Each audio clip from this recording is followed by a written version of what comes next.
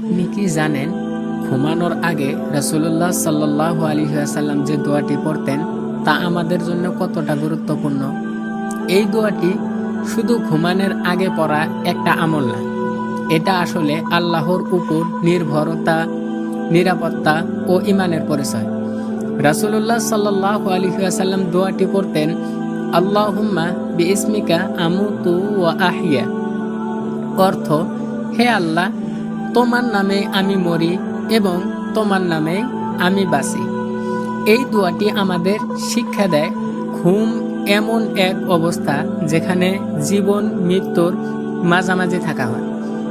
আর এই দোয়া হলো সেই মুহূর্তে আল্লাহর উপর সম্পূর্ণ ভরসা করার ঘোষণা।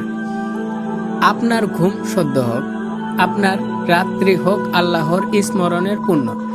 ভিডিওটি ভালো লাগলে লাইক দিন, শেয়ার করুন আর ইসলামিক কন্টেন্ট পেতে চ্যানেলটি সাবস্ক্রাইব করতে ভুলবেন না।